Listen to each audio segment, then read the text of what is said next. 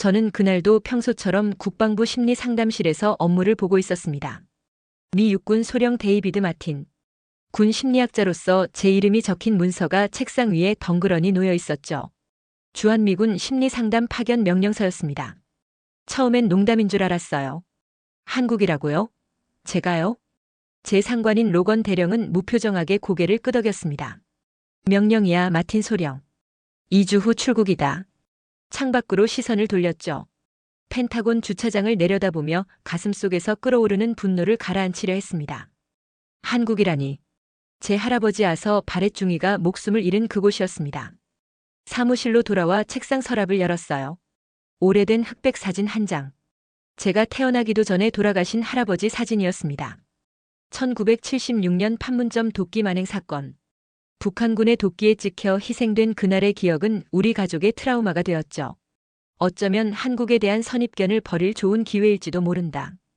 동료 심리학자 리사의 말에 저는 코웃음을 쳤습니다. 선입견? 내 할아버지가 죽은 곳이야. 그냥 가서 일만 하고 올 거야. 그날 저녁 아버지에게 전화했을 때 그분의 목소리가 얼어붙었던 기억이 납니다. 왜 하필 내가 그곳에 가야 하는 거냐? 아버지는 분노했습니다. 할아버지의 죽음 이후 우리 가족에게 한국은 금기어나 다름없었어요. 아버지는 할아버지의 죽음을 한국인의 책임으로 돌리며 저를 키우셨습니다. 미군이 굳이 그런 위험한 곳에 있을 필요가 있었냐는 원망이 가득했죠. 준비하는 2주 동안 저는 주한미군의 현황을 조사했어요. 놀랍게도 많은 젊은 병사들이 한국 발령을 자원한다는 사실을 알게 되었습니다. 도대체 왜? 이해할 수 없었죠. 상담 보고서를 읽어보니 한국에 주둔 중인 미군들의 만족도가 다른 해외 파병지보다 높았습니다. 한국은 안전하고 편리하며 친절한 곳입니다. 한 병사의 상담일지에 적힌 문장을 보고 저는 의아했어요. 우리 가족이 알던 한국과는 너무 다른 묘사였으니까요. 할아버지 서류 상자를 다시 꺼내 오래된 편지들을 읽었습니다. 어둡고 위험하고 비위생적인 곳. 그것이 50년 전 할아버지가 묘사한 한국이었죠. 출국 전날 밤 저는 할아버지의 사진을 여행 가방에 넣었어요. 그리고 다짐했습니다. 할아버지, 제가 진실을 확인하고 오겠습니다. 비행기에 오르며 저는 여전히 의구심을 떨칠 수 없었습니다. 젊은 병사들이 자원한다는 그곳. 정말 한국은 변한 걸까요? 아니면 미군에게 무언가 특별한 혜택이라도 있는 걸까요? 12시간의 비행 내내 저는 마음을 단단히 먹었습니다. 어떤 친절함에도 넘어가지 않을 거예요. 저는 심리학자입니다. 객관적으로 분석하고 귀국할 겁니다. 창밖으로 보이는 구름을 바라보며 제 임무를 되새겼어요. 주한미군 병사들의 심리 상담. 그들이 왜 한국을 좋아하는지 정확히 파악해 보고서를 작성하는 것. 그게 전부였습니다. 개인적인 감정은 철저히 배제할 작정이었죠. 잠시 후 인천국제공항에 도착하겠습니다. 기내 방송이 흘러나오자 저는 깊은 숨을 들이마셨습니다. 이제 시작입니다. 할아버지가 목숨을 잃은 그 땅에서의 30일. 얼마나 길게 느껴질지 상상도 할 수 없었죠. 인천국제공항에 발을 내딛는 순간 저는 당혹감을 느꼈습니다. 상상했던 것과 너무 달랐거든요. 깨끗하고 현대적인 공항 터미널. 모든 것이 질서정연하게 움직이고 있었죠. 입국 심사대로 향했는데 줄이 놀랍도록 빨리 움직였습니다. 다음 분 어서 오세요. 심사관은 제 여권을 받아들더니 빠르게 확인했어요. 손가락 지문 스캔, 사진 촬영. 모든 과정이 1분도 채 걸리지 않았습니다. 미국에서는 상상도 할 수 없는 속도였죠. 이게 정말 한국인가? 제 짐은 이미 컨베이어 벨트 위에 나와 있었습니다. 할아버지의 편지에서 읽었던 비효율적이고 혼란스러운 아시아 국가의 모습은 어디에도 없었어요. 공항 밖으로 나가자 질서 정연하게 늘어선 택시들이 보였습니다. 줄 서 있는 사람은 거의 없었죠. 용산 미군 기지로 가주세요. 운전기사는 고개만 끄덕이고 미터기를 켜더니 곧바로 출발했어요. 차창 밖으로 펼쳐진 도시의 모습은 깨끗했고 고층 빌딩들이 하늘을 찌를 듯 솟아 있었습니다. 할아버지 편지에 묘사된 가난하고 황폐한 나라는 온데간데 없었죠. 미국에서 오셨어요? 택시기사가 능숙한 영어로 물었습니다. 제가 놀란 기색을 보이자 그는 웃으며 말했죠. 외국인 손님들 많이 태워요. 군인인가요? 저는 짧게 대답했습니다. 네, 미 육군 소속입니다. 아, 한국에 주둔하시나 보네요. 요즘 미군들 한국 좋아하더라고요. 특히 배달 시스템이랑 교통이 편리해서 그런가 봐요. 그의 말에 저는 관심이 생겼습니다. 배달 시스템이요? 네, 한국은 뭐든 배달돼요. 음식은 기본이고 마트 장보기 약까지도요. 30분이면 도착하죠. 택시는 놀라운 속도로 도로를 달렸어요. 그런데도 안전하다는 느낌이 들었습니다. 체계적인 도로 시스템, 스마트한 내비게이션. 모든 것이 효율적으로 돌아가고 있었죠. 호텔에 도착해서도 놀라움은 계속됐습니다. 체크인이 단 2분 만에 완료됐어요. 미국이었으면 적어도 15분은 기다렸을 텐데. 방에 들어가 짐을 풀며 저는 혼란스러웠습니다. 이곳이 정말 할아버지가 묘사한 그 한국인가? 다음 날 아침 용산 미군 기지로 향했어요. 제 직속 상관인 로버트 해밀턴 대령이 사무실에서 기다리고 있었습니다. 마틴 소령, 잘 도착했나? 한국은 어떤가? 솔직히 말씀드리면 놀랐습니다. 모든 게 굉장히 빠르고 효율적이에요. 해밀턴 대령은 웃었습니다. 그래, 그것 때문에 우리 병사들이 이곳을 좋아하지. 첫 주는 기지 내에서 상담 업무를 시작하고 적응되면 한국 시스템도 좀 경험해보게. 왜 우리 병사들이 한국 발령을 선호하는지 직접 보면 알 테니. 사무실을 둘러보니 깔끔하게 정리된 공간이 눈에 들어왔어요. 창밖으로는 한국과 미국 국기가 나란히 펄럭이고 있었습니다. 한미동맹의 상징이겠죠. 그 모습을 보며 복잡한 감정이 밀려왔습니다. 할아버지가 이곳에서 목숨을 잃은 것은 이 동맹을 지키기 위해서였을까요? 첫날 일정은 기지 내 투어였어요. 안내를 맡은 라이언 콜린스 병장은 3년째 한국에 주둔 중이라고 했습니다. 소령님, 한국은 정말 대단한 나라예요. 처음에는 저도 의심했어요. 그런데 지금은 임기가 끝나도 민간인으로 한국에 남고 싶을 정도죠. 그의 말에 저는 의아했습니다. 그렇게 좋은가요? 네, 일단 안전해요. 밤늦게 돌아다녀도 걱정 없고 모든 게 빨라요. 주문하면 바로 오고 기다림이 거의 없어요. 미국에선 상상도 못할 일이죠. 저는 여전히 의심이 가득했습니다. 효율성만으로 이렇게 열광할 수 있을까요? 아니면 다른 이유가 있을까요? 할아버지의 편지에 적힌 말이 떠올랐어요. 한국은 모든 것이 느리고 복잡한 곳이다. 그런데 지금 제가 보는 한국은 정반대였습니다. 무언가가 크게 변한 것일까요? 아니면 제가 알지 못하는 다른 현실이 있는 걸까요? 저는 심리학자로서의 호기심이 생겼습니다. 이 효율성의 비밀을 파헤쳐 보기로 마음먹었죠. 콜린스 병장, 내일부터 본격적인 상담을 시작하겠습니다. 병사들의 심리 상태가 궁금하네요. 콜린스 병장은 웃으며 말했어요. 대부분 행복합니다, 소령님. 아마 놀라실 거예요. 기지 식당에서 저녁을 먹으며 저는 주변 병사들을 관찰했습니다. 모두 편안해 보였고 웃음소리가 끊이지 않았어요. 다른 해외 파병지에서는 보기 힘든 광경이었죠. 저는 노트북을 열고 오늘의 관찰 내용을 기록했습니다. 놀라울 정도로 효율적인 시스템, 병사들의 높은 만족도. 그러나 여전히 의문이 남는다. 이 효율성의 이면에는 무엇이 있는가? 창밖으로 서울의 야경이 반짝이고 있었어요. 할아버지가 본 한국과는 전혀 다른 모습이었습니다. 저는 결심했어요. 이 효율성의 비밀을 파헤치고 왜 우리 병사들이 이곳을 그토록 좋아하는지 정확히 알아내겠다고.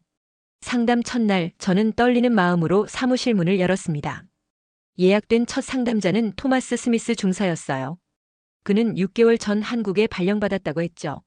스미스 중사, 한국 생활은 어떻습니까? 그의 대답은 놀라웠습니다. 솔직히 말씀드리면 소령님, 여기는 천국 같아요. 미국에 돌아가고 싶지 않을 정도니까요. 저는 의아했어요. 그렇게 좋은 이유가 뭡니까?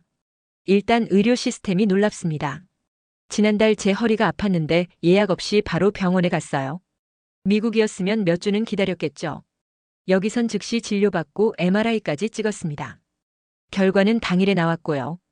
게다가 비용도 미국의 10분의 1도 안 됐어요. 저는 놀라움을 감추지 못했습니다. 당일에요? 네, 여기선 모든 게 빨라요. 빨리빨리라고 하죠. 한국 문화의 핵심이랍니다.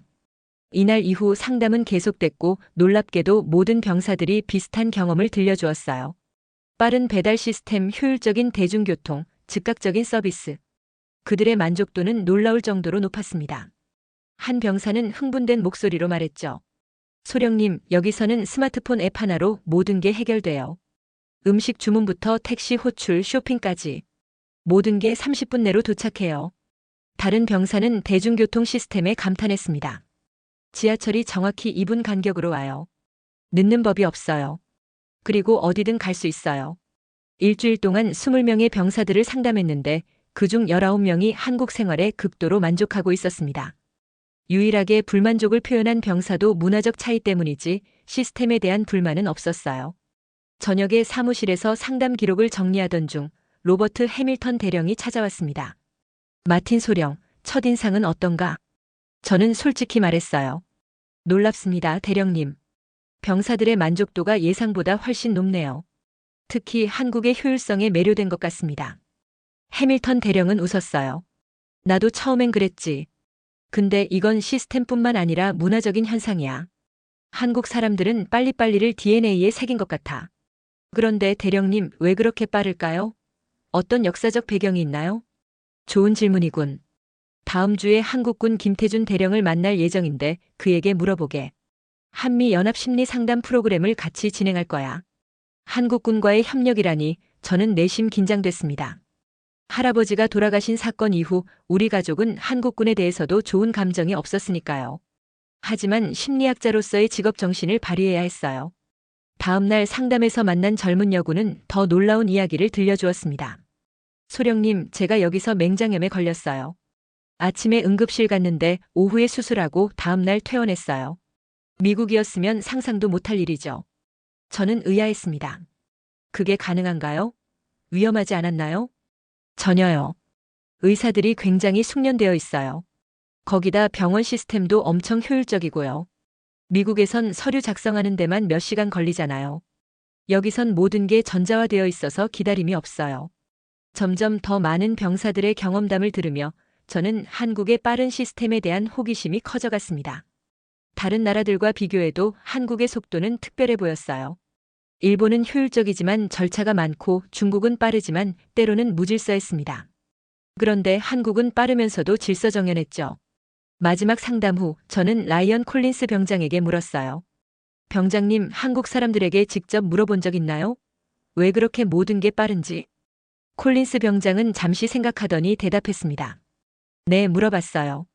대부분 그냥 웃으면서 우리는 빨리빨리 해야 해라고 하더라고요. 마치 국가적 모토 같았어요. 저는 제 노트에 빨리빨리 문화의 기원이라고 적었습니다. 이것이 단순한 국민성인지 아니면 더 깊은 역사적 배경이 있는지 알아봐야 했어요. 그리고 내일은 김태준 대령과의 첫 만남이 예정되어 있었죠. 할아버지의 원수의 땅에서 저는 점점 더 이 나라에 대해 알고 싶어졌습니다. 사무실을 나서며 저는 허공을 바라봤어요. 저의 선입견이 하나씩 무너지고 있음을 느꼈습니다. 그럼에도 마음 한구석에는 여전히 의심이 남아 있었죠. 이 모든 효율성의 이면에는 무엇이 있을까? 그리고 왜 할아버지의 편지와는 이렇게 다른 모습일까요? 김태준 대령과의 만남은 용산 기지 내 회의실에서 이루어졌습니다. 그는 제 예상과 달리 편안한 미소를 지닌 사람이었어요. 영어도 유창했죠. 마틴 소령, 만나서 반갑습니다. 한국은 어떻습니까? 저는 솔직하게 대답했어요. 놀랍습니다. 모든 게 제가 상상했던 것보다 현대적이고 효율적이네요. 김태준 대령은 웃었습니다. 많은 외국인들이 그렇게 말하더군요. 특히 처음 방문하시는 분들은요. 저는 조심스럽게 질문했어요. 대령님, 한국의 빨리빨리 문화가 인상적입니다. 이런 효율성은 어디서 비롯된 건가요? 김태준 대령의 표정이 잠시 진지해졌습니다. 역사적 맥락이 있습니다. 전쟁 이후 우리는 완전히 폐허였어요. 세계에서 가장 가난한 나라 중 하나였죠. 살아남기 위해 빨리 움직여야 했습니다. 그렇군요. 한국 전쟁 이후 우리에게는 시간이 없었어요. 빨리 재건하지 않으면 굶어 죽을 상황이었습니다. 그 긴박함이 우리의 DNA에 새겨진 거죠. 그의 설명에 저는 깊이 공감했어요. 생존을 위한 속도. 그것은 단순한 성격이 아니라 역사적 필연이었던 겁니다. 대화가 이어지던 중 김태준 대령이 갑자기 제 이름을 물었습니다. 마틴. 혹시 가족 중에 군인이 계셨나요? 제가 놀란 기색을 보이자 그는 덧붙였어요. 성이 익숙해서요. 혹시. 저는 망설이다 대답했습니다. 네, 제 할아버지가 군인이었습니다. 아서 발해중위. 1976년 판문점 사건 때. 김태준 대령의 눈이 커졌어요. 아서 발해중위의 손자셨군요. 네, 알고 계셨나요? 물론입니다. 그 사건은 우리에게도 큰 비극이었어요. 박경원 중위도 함께 돌아가셨으니까요. 저는 얼어붙었습니다. 한국군 장교도 희생되었다는 사실을 몰랐거든요. 가족들은 항상 할아버지만 희생된 것처럼 이야기했습니다. 박경원 중위요? 한국군 장교도 희생되었나요? 김태준 대령은 고개를 끄덕였어요. 네, 박경원 중위도 그날 북한군의 도끼에 희생되셨습니다. 우리 군에서는 그를 영웅으로 기억하고 있어요. 저는 혼란스러웠습니다. 할아버지의 죽음을 한국의 책임으로 돌리며 자란 저에게 한국군 장교도 함께 희생되었다는 사실은 충격이었어요. 그 사실을 몰랐습니다. 김태준 대령은 잠시 침묵했다가 말했습니다.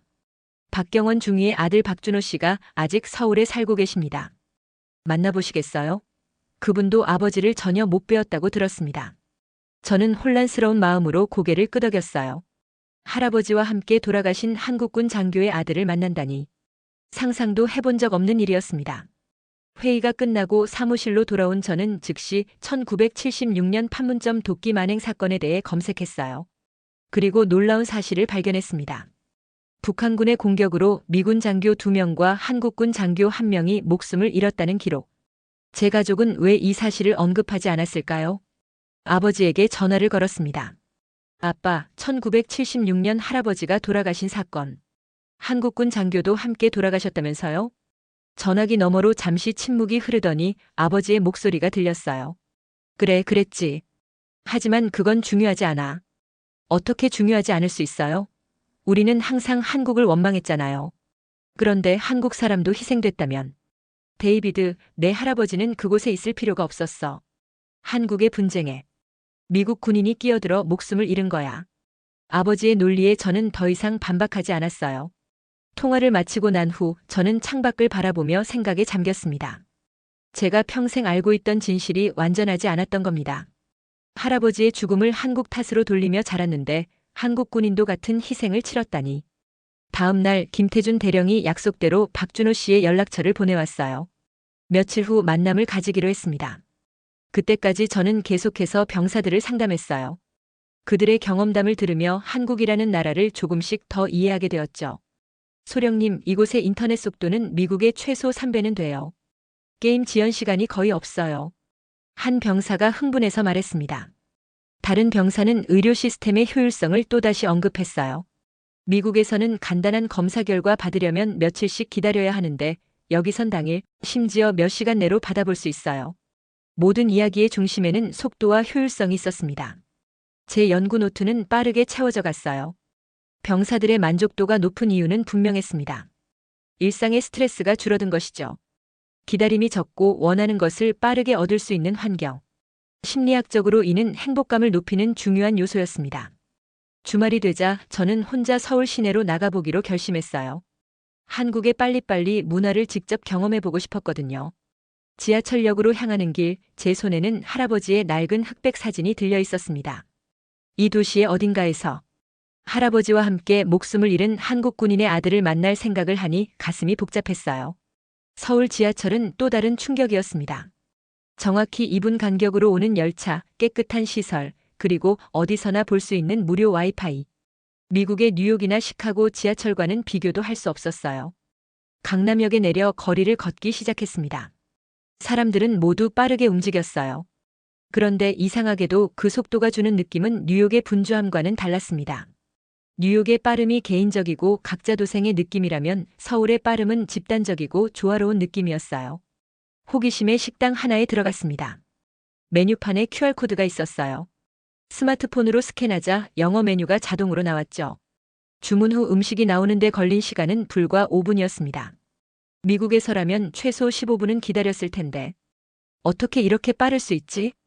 옆 테이블에 앉은 한국인 대학생으로 보이는 청년에게 조심스레 물어봤어요. 한국 서비스가 빠르다고 느끼시나요? 청년은 유창한 영어로 대답했습니다. 네, 외국인들은 다 그렇게 말해요. 저희는 그냥 당연하게 여기죠. 왜 이렇게 모든 게 빠른지 이유를 아시나요? 그는 잠시 생각하더니 말했어요. 아마도 우리 역사 때문일 거예요. 전쟁 후 너무 가난했거든요. 빨리 발전해야만 했어요. 한강의 기적이라고 들어보셨나요? 저는 고개를 저었습니다. 청년은 계속 설명했어요. 1960년대 한국은 세계에서 가장 가난한 나라 중 하나였어요. 그런데 30년 만에 선진국이 되었죠. 그건 빨리 움직이지 않으면 불가능했을 거예요.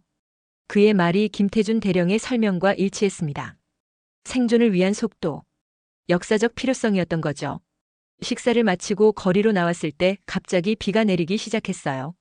놀랍게도 거리 곳곳에서 우산을 파는 노점상들이 순식간에 나타났습니다. 그리고 사람들은 주저없이 우산을 샀죠.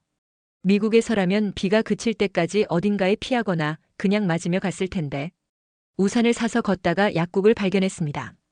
문득 병사들이 말한 의료 시스템이 궁금해져서 들어갔어요. 영어를 할 수 있냐고 물으니 약사가 서툴지만 충분히 의사소통 가능한 영어로 대답했습니다. 두통약을 사고 싶은데 처방전이 필요한가요? 약사는 웃으며 고개를 저었어요. 아니요, 바로 드릴게요. 가격을 물으니 불과 $3 정도였습니다. 미국의 10분의 1 가격이었죠. 약을 받으며 질문했어요. 한국의 의료 시스템이 매우 효율적이라고 들었는데 사실인가요? 약사는 자랑스럽게 웃었습니다. 네, 맞아요. 우리는 전국민 의료보험 시스템이 있어서 비용이 낮고 접근성이 좋아요. 대기 시간도 짧고요. 어떻게 그게 가능한가요? 미국에선 의료 서비스가 느리고 비싸거든요. 약사는 잠시 생각하더니 대답했어요. 우리는 효율성을 매우 중요하게 생각해요. 그리고 우리는 빨리 회복해서 일터로 돌아가야 했어요. 시간을 낭비할 여유가 없었죠. 그날 하루 종일 서울을 돌아다니며 저는 빨리빨리 문화가 단순한 성격이 아니라 역사적 필요성에서 비롯되었다는 사실을 점점 더 실감했습니다. 전쟁으로 폐허가 된 나라를 재건하기 위해 그들은 빠르게 움직여야만 했던 거예요. 카페에 앉아 제 노트에 기록했습니다. 한국의 빠른 시스템은 단순한 효율성 추구가 아니라 생존을 위한 전략이었다. 전후 폐허에서 빠르게 일어서기 위한 국가적 노력의 결과물. 그리고 마지막으로 적었어요. 할아버지가 본 한국과 내가 보는 한국은 완전히 다른 나라다. 불과 50년 만에 이렇게 달라질 수 있다니. 다음 날은 박준호 씨와의 만남이 예정되어 있었습니다. 할아버지와 함께 돌아가신 박경원 중위의 아들. 그 만남을 앞두고 저는 복잡한 감정에 휩싸였어요. 평생 한국을 원망하며 자랐는데 이제 저와 같은 상처를 가진 한국인을 만나게 된 것입니다. 호텔 방으로 돌아와 창밖의 서울 야경을 바라보며 저는 할아버지의 사진을 꺼내들었어요. 할아버지, 제가 본 한국은 당신이 보신 곳과 너무 달라요. 내일은 당신과 함께 돌아가신 한국 군인의 아들을 만납니다. 어떤 이야기를 나누게 될지 모르겠어요. 창밖에서는 여전히 도시의 불빛이 빠르게 움직이고 있었습니다. 다음 날 아침 김태준 대령이 직접 저를 태우러 호텔에 왔습니다. 오늘은 전쟁기념관을 방문한 후 박준호 씨를 만나기로 했어요. 마틴 소령, 오늘 방문이 당신에게 의미 있는 시간이 되길 바랍니다. 김태준 대령의 진심 어린 목소리에 저는 고개를 끄덕였어요. 차창 밖으로 서울의 모습이 스쳐 지나갔습니다. 고층 빌딩들, 깨끗한 거리, 질서 있게 움직이는 사람들. 할아버지의 편지에 묘사된 한국과는 전혀 달랐죠. 전쟁기념관에 도착해 김태준 대령이 안내를 시작했습니다. 이곳은 한국 전쟁의 역사와 그 이후 우리나라의 발전상을 보여주는 곳입니다. 특히 한국과 미국의 동맹 관계를 잘 보여주죠. 입구에 들어서자마자 눈에 들어온 것은 한국 전쟁 당시 미군 참전 용사들의 이름이 새겨진 벽이었어요. 수많은 미국인 이름. 한국을 위해 목숨을 바친 사람들이었습니다. 이분들이 아니었다면 오늘날의 한국은 없었을 거예요. 김태준 대령의 말에 저는 묵묵히 고개를 끄덕였습니다. 할아버지는 한국 전쟁 참전 용사는 아니었지만 그 연장선상에서 이곳에서 목숨을 잃으셨죠. 전시관을 돌아보며 한국 전쟁의 참상을 보았습니다. 폐허가 된 도시들, 굶주림에 시달리는 민간인들, 그리고 그 속에서 싹트는 한미 동맹의 모습이 전시되어 있었어요. 이게 1953년 서울의 모습입니다. 김태준 대령이 가리킨 사진 속에는 폐허만 남은 도시가 있었어요. 완전히 파괴된 건물들, 굶주린 사람들. 할아버지가 본 한국은 이런 모습이었을 겁니다. 그리고 이게 10년 후, 20년 후, 30년 후의 서울입니다. 사진들은 놀라운 변화를 보여주었어요. 폐허에서 조금씩 일어서는 도시, 그리고 마침내 현대적인 도시로 변모하는 과정. 그 속도는 믿기 어려울 정도였습니다. 어떻게 이렇게 빨리 회복할 수 있었나요? 김태준 대령은 잠시 생각하더니 대답했어요. 필요했기 때문입니다. 느릿느릿하다가는 다시 침략당할 수도 있었어요. 그래서 우리 국민들은 아침부터 밤까지 일했습니다. 빨리빨리는 단순한 습관이 아니라 생존 전략이었어요. 우리는 계속해서 전시관을 돌아보았습니다. 한국의 경제 발전, 민주화 과정, 그리고 현재의 모습까지. 마지막 전시실에 도착했을 때 저는 할아버지 세대와 제가 본 한국의 차이를 완전히 이해할 수 있었어요. 마틴 소령, 이쪽으로 오시죠. 김태준 대령이 저를 특별 전시실로 안내했습니다. 그곳에는 판문점 도끼 만행 사건에 대한 전시가 있었어요. 할아버지 아서 바렛 중위와 박경원 중위의 사진이 나란히 걸려 있었습니다. 이분들은 우리의 영웅입니다. 양국의 평화를 위해 희생하신 분들이죠. 저는 할아버지의 사진 앞에서 말없이 서 있었어요. 그동안 우리 가족은 할아버지의 죽음을 한국 때문이라고 원망했습니다. 하지만 이곳에서 할아버지는 영웅으로 기억되고 있었어요. 그리고 그 옆에는 같은 이유로 목숨을 잃은 한국 장교가 있었죠. 전시관을 나오며 김태준 대령이 물었습니다. 어떤 느낌이 드셨나요? 저는 솔직하게 말했어요. 혼란스럽습니다. 제 가족은 항상 할아버지가 한국 때문에 죽었다고 원망했어요. 하지만 오늘 보니 그건 공정한 시각이 아니었던 것 같습니다. 김태준 대령은 고개를 끄덕였습니다. 비극은 어느 한쪽의 책임이 아닙니다. 그리고 당신 할아버지와 박경원 중위는 같은 이유로 목숨을 잃으셨어요. 평화를 지키기 위해서. 차로 돌아가는 길에 김태준 대령이 말했습니다. 이제 박준호 씨를 만나러 갑시다. 그분도 당신의 방문을 기다리고 계십니다. 차 안에서 저는 창밖을 바라보며 생각했어요. 할아버지가 본 한국과 제가 보는 한국은 완전히 다른 나라였습니다. 그리고 오늘 저는 그 이유를 조금이나마 이해했어요. 폐허에서 선진국으로의 변신. 그 과정에서 탄생한 빨리빨리 문화. 그리고 그 속에 담긴 생존의 의지.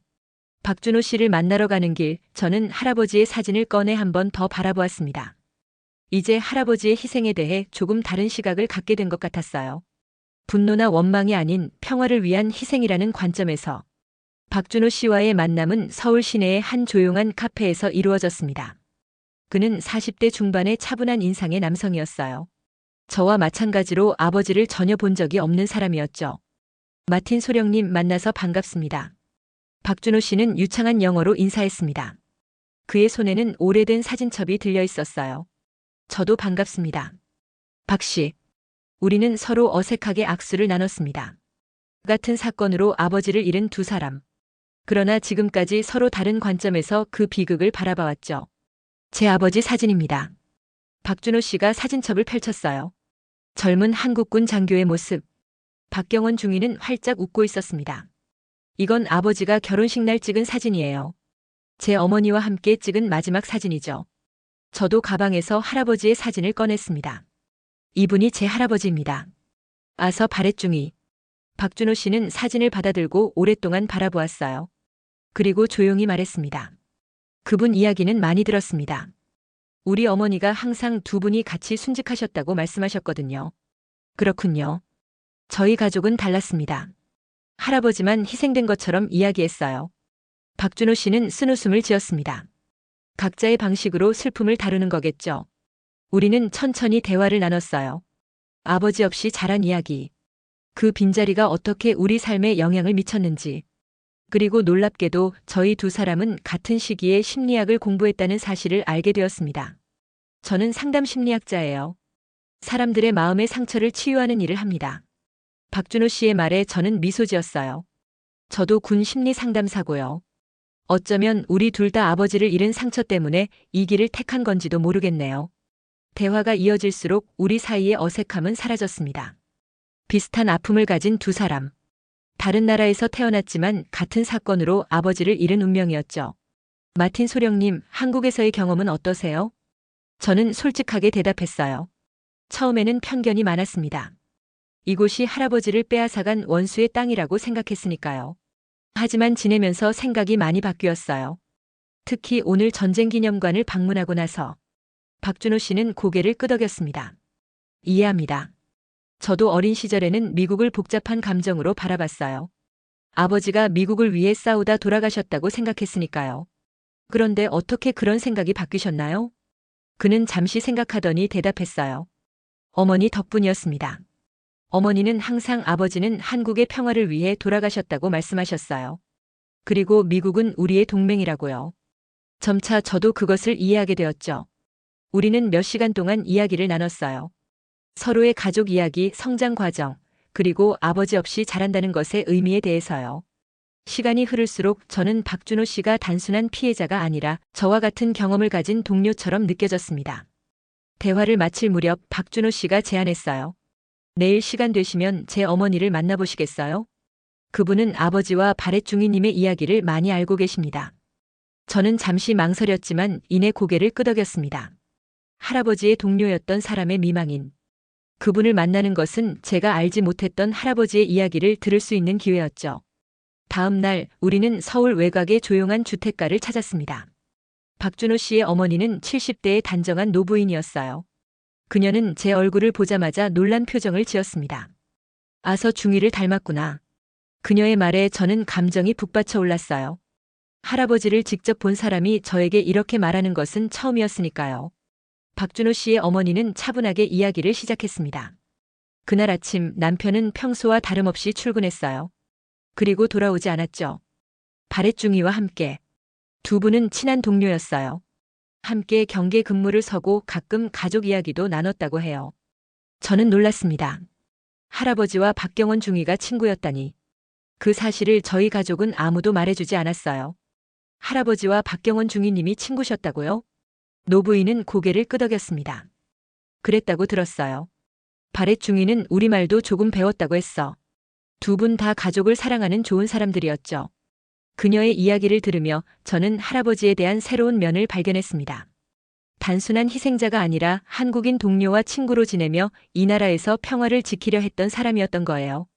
대화가 깊어지면서 저는 할아버지와 박경원 중위가 죽음의 순간에도 함께였다는 사실을 알게 되었습니다. 그들은 서로를 지키려 했고 함께 희생되었던 거예요. 그날 저녁 호텔로 돌아오는 길에 저는 깊은 생각에 잠겼습니다. 평생 한국을 원망하며 자랐는데 이제는 그것이 얼마나 편협한 시각이었는지 깨달았어요. 할아버지는 한국 때문에 죽은 것이 아니라 평화를 지키기 위해 목숨을 바쳤습니다. 그리고 그 옆에는 같은 이유로 희생한 한국인 친구가 있었죠.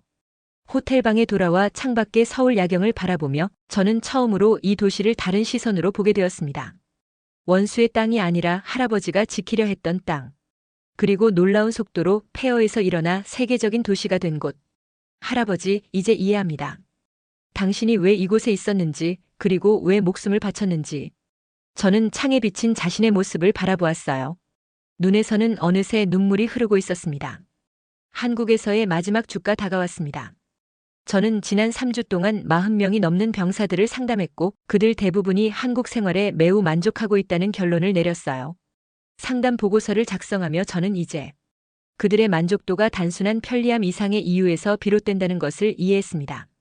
한국의 빠른 시스템은 삶의 스트레스를 줄이고 더 많은 시간을 자신을 위해 사용할 수 있게 해주었습니다. 심리학적으로 이는 행복감과 직결되는 요소였어요. 마지막 상담을 마치고 사무실에서 보고서를 정리하고 있을 때 로버트 해밀턴 대령이 찾아왔습니다. 마틴 소령, 한 달이 거의 끝나가는군. 어떤 결론을 내렸나? 저는 솔직하게 대답했어요. 병사들의 심리 상태는 매우 양호합니다. 스트레스 수치가 미국 내 기지나 다른 해외 파병지보다 현저히 낮아요. 한국의 효율적인 시스템이 그들의 정신 건강에 긍정적인 영향을 미치고 있습니다. 해밀턴 대령은 만족스러운 표정으로 고개를 끄덕였어요. 그래서 본부에 어떤 보고를 할 계획인가? 저는 제 보고서를 내밀었습니다. 주한미군의 높은 만족도는 한국의 빨리빨리 문화와 직접적인 연관이 있습니다. 이 효율성은 병사들의 일상 스트레스를 줄이고 심리적 안정감을 제공합니다.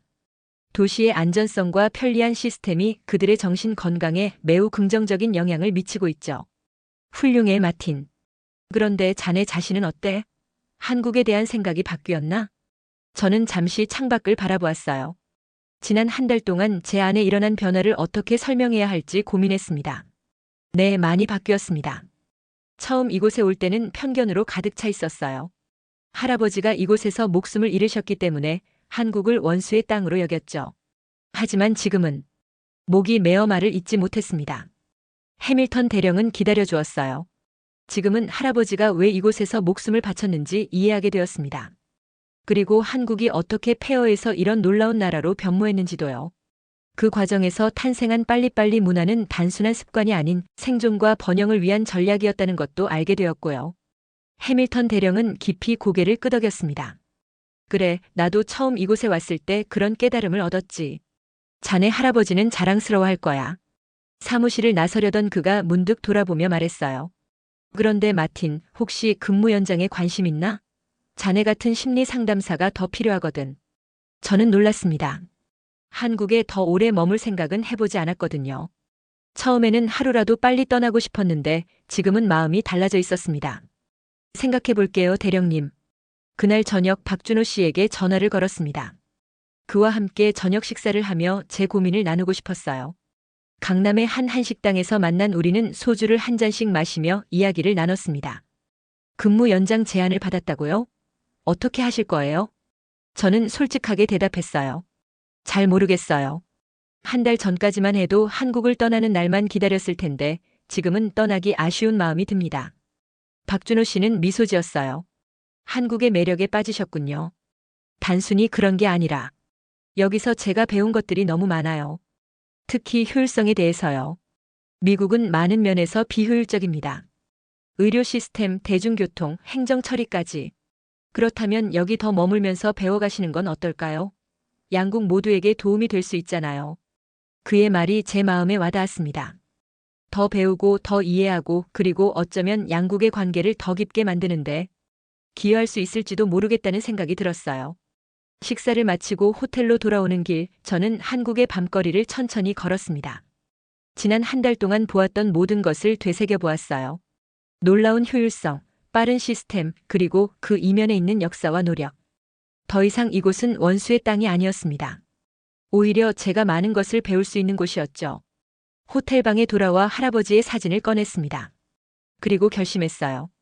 할아버지, 저는 여기 더 머물기로 했습니다. 할아버지가 목숨을 바쳐 지키려 했던 이 나라를 더 이해하고 싶어요. 그리고 이곳에서 배운 것들을 우리 병사들에게 전하고 싶습니다.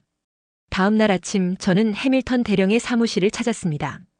대령님, 근무 연장을 신청하고 싶습니다. 해밀턴 대령은 놀라지 않는 표정이었어요. 마치 이미 예상했다는 듯한 미소를 지었죠. 좋아, 마틴. 본부에 추천서를 보내겠네. 아마 승인받는데 문제 없을 거야. 사무실을 나오며 저는 홀가분한 마음을 느꼈습니다. 이제 한국은 더 이상 제가 두려워하던 곳이 아니었어요. 오히려 제가 성장할 수 있는 새로운 기회의 땅이었죠. 그날 오후 김태준 대령에게 전화를 걸어 소식을 전했습니다. 마틴 소령, 정말 기쁜 소식입니다. 앞으로도 좋은 동료가 되길 바랍니다. 감사합니다, 김 대령님. 배울 것이 아직 많습니다. 전화를 끊고 창밖을 바라보았어요. 서울의 빠르게 움직이는 거리, 질서정연한 교통 흐름, 그리고 그 모든 것의 이면에 있는 효율성의 비밀. 저는 그것을 더 깊이 이해하고 싶었습니다. 아버지에게는 짧은 메시지만 보냈어요. 아빠, 저는 한국에 좀 더 머물기로 했습니다. 할아버지가 이곳에서 무엇을 위해 목숨을 바쳤는지 이제 이해했어요. 답장은 오지 않았지만 괜찮았습니다. 언젠가 아버지도 이해하게 될 거라고 믿었으니까요. 근무 연장이 공식적으로 승인된 날, 저는 박준호 씨와 함께 판문점을 방문했습니다.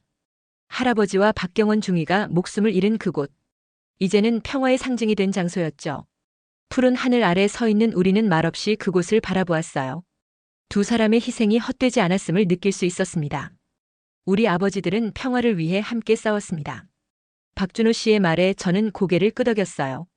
그리고 우리는 그 평화를 지켜나갈 것입니다. 그날 저녁 기지로 돌아오는 길에 저는 창밖으로 빠르게 지나가는 한국의 풍경을 바라보았습니다. 빨리빨리 문화가 만들어낸 효율적인 도시. 그 안에서 저는 새로운 시작을 찾았어요. 저의 사무실 문에는 이제 새로운 명패가 걸렸습니다. 데이비드 마틴 소령, 주한미군 심리상담 프로그램 책임자. 창밖으로는 한국과 미국 국기가 나란히 펄럭이고 있었어요. 두 나라의 연결, 서로 다른 문화의 만남. 그 속에서 저는 제 할아버지의 진정한 유산을 발견했습니다. 편견을 깨고 서로를 이해하며 함께 성장하는 것. 그것이 진정한 동맹의 의미였죠. 사무실 책상 위에는 두 장의 사진이 나란히 놓여 있었습니다. 할아버지 아서 바렛 중위와 박경원 중위. 두 영웅의 사진 아래 저는 작은 메모를 남겼어요. 이제 이해합니다. 당신들의 희생이 헛되지 않도록 저는 이곳에서 배우고 성장하겠습니다. 창밖으로 서울의 빠른 리듬이 계속되고 있었습니다. 그리고 저는 이제 그 리듬에 맞춰 새로운 걸음을 내딛기 시작했어요. 원수의 땅에서 배운 효율의 비밀. 그것은 제 인생을 완전히 바꿔놓았습니다. 이 사연이 좋으셨다면 구독과 좋아요를 눌러주세요.